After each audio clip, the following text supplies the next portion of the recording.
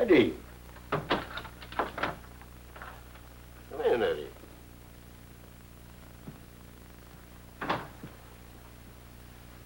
Sit down. On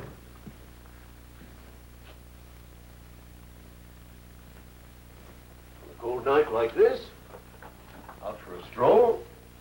You might call it, yeah. You're working late, huh? Homework. There seems to be more of it as I grow older. Well, at least it keeps me indoors. But at my age, I prefer a warm room, friends, talk. Yeah. But sometimes, you know, there are too many people like in one room. In your own house, I mean. So, how's the lot these days? Me, always interesting, Eddie, because you never know what the next case will be. After all, they come like strangers, which they are to me. What's the matter, Eddie?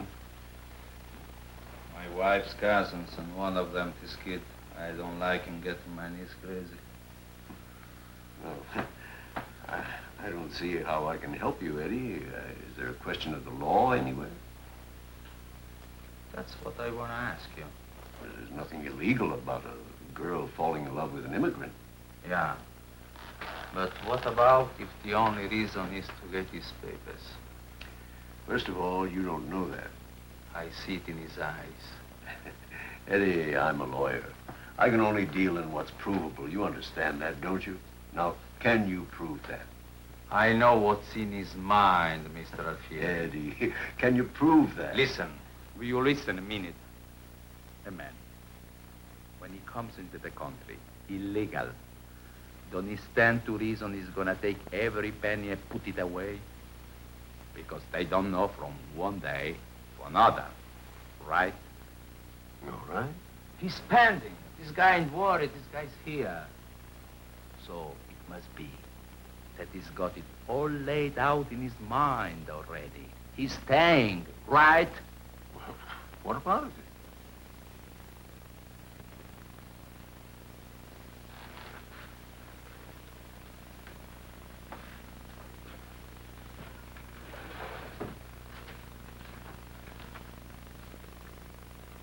The guy ain't right, Mr. Alfieri. What do you mean? I mean, he ain't right. He seems. He's all right, but sometimes, you know, he hits a note. I turn around. Hi. You know what I mean. Well, that's a tenor. I know a tenor, Mr. Alfieri. This ain't no tenor. If you came in the house and you didn't know who was singing, you wouldn't be looking for him. You'd be looking for her. Well, please, Mr. Alfieri, I'm telling you something. I'm trying to bring out my thoughts here. A couple of nights ago, my niece brings out a dress which is too small for her because she shut up like a light last year. And he takes the dress, lays on the table. He cuts it up. And 1, 2, 3, he makes, what do you think? A new dress, Mr. Alfieri. He looks so sweet, like an angel. He could kiss him. He was so sweet. Now, look, Eddie. They laugh him at him with the beers. I'm ashamed. What they call it. Blondie now. His brother thinks it's because he's got a sense of humor, see? He just got. But I know what they laugh him at. And when I think of that guy... Now, look, Eddie. I have children of my own. I understand you. But the law is very specific. The law does not... You mean to tell me there is no law? That a guy, which ain't right, can go to work and marry a girl? There's nothing you can do, Eddie. Believe me.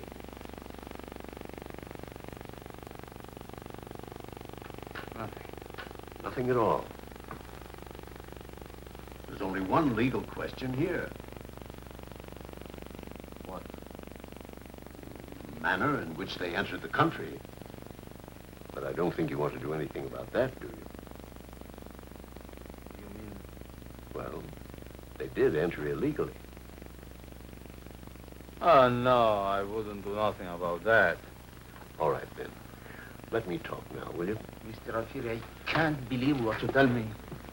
I mean, there must be some kind of law. Eddie, I want you to listen to me. Come here. Sit down.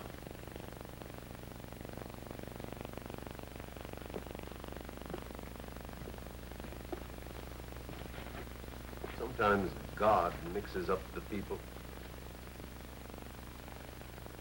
We all love somebody, the wife, the kids. Every man's got somebody he loves. Sometimes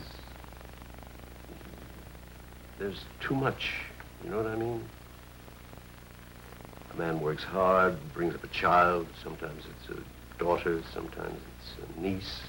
He never realizes it, but over the years, there's too much love for the daughter, too much love for the niece. You understand what I'm saying? What do you mean? I shouldn't look out for her good? The child has to grow up and go away, and the man has to learn to forget. Because after all, Eddie, what other way can it end? Let her go. You did your job, now it's her life. Wish her luck and let her go. Because there's no law, Eddie. Make up your mind to it. The law isn't interested in this.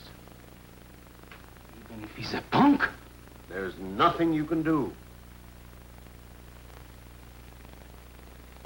Well, thanks.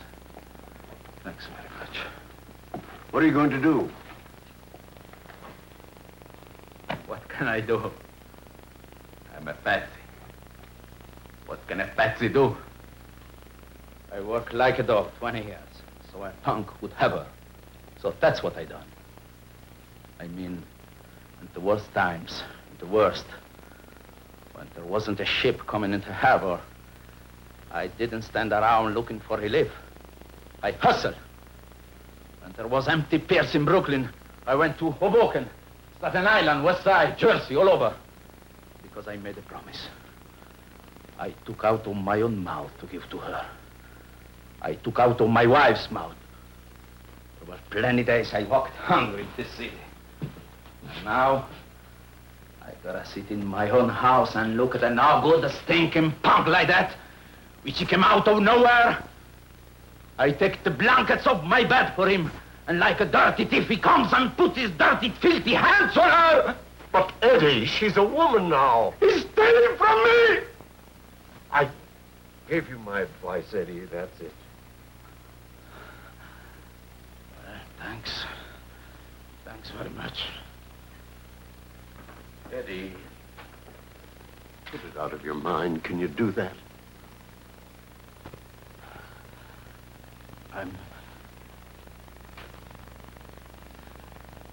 I'll see you around.